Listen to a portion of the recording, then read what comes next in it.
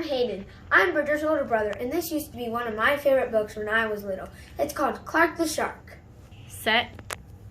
In all the wide blue seas, in all the wide blue world, the top school for fish was Theodore Roosterfish Elementary.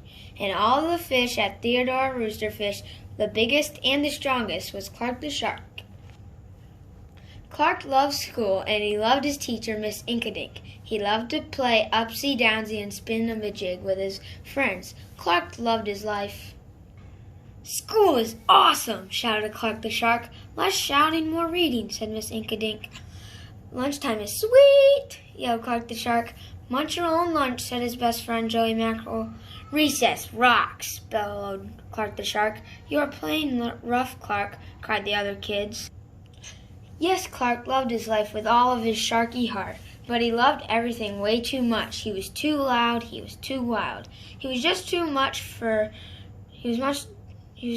shark for the other fish to handle. After a while, no one would play with Clark. No one ate lunch with him, no one sat with him at circle time. Even his best friend Joey Mackerel said, "Cool your jets, Clark, you're making me crazy." One day, Clark asked Miss Inkadink, "What's wrong with everybody?" Miss Inkadink patted his fin. "Clark, sometimes you play too hard. You munch too hard, and gosh, you even play too hard. But life is so exciting," said Clark. "There's a time and place for everything," said Miss Inkadink, "and sometimes the rule is stay cool." At recess, Clark tried to stay cool, but he pushed the swing with too much zing. "Sorry," said Clark, "I forgot." "Yikes!" cried Joey Mackerel. At lunch, Clark tried to stay cool, but everything smelled so good that he munched a bunch of lunches. "Sorry," said Clark, "I forgot." "We're starving," said his friend. In class, Clark tried to stay cool, but a good book got him all shook up. "Now, Clark," said Miss Inkadink, "this isn't the time or the place. Tell me, what's the rule?" "Stay cool," said Shark. "Hey, that rhymes," he cried. Then Clark got a big idea in his sharky head. "Maybe if I make a rhyme, I'll remember every time," he thought. The next day, he put his plan to work. In class, when lessons got exciting, Clark wanted to bounce up out of his seat. Instead, he taught himself, "When teacher's talking, don't go walking." And what do you know? It worked.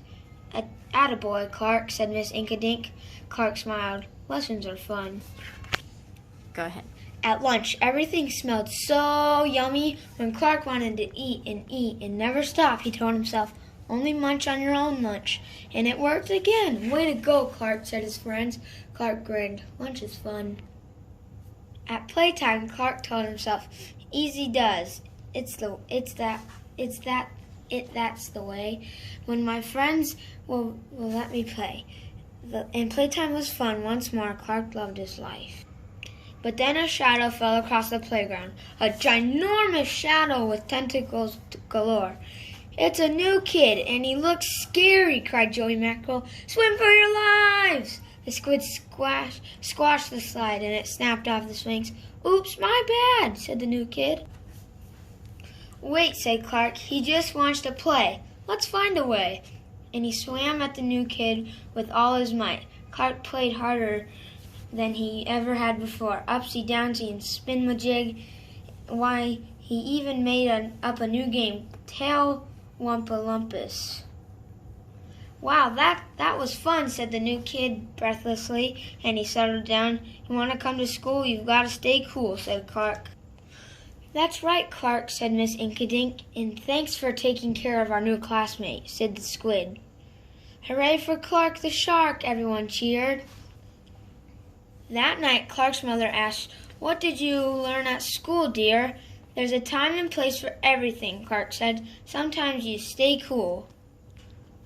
But sometimes a shark's gotta do what a shark's gotta do." I hope you all stay cool like Clark the Shark at school.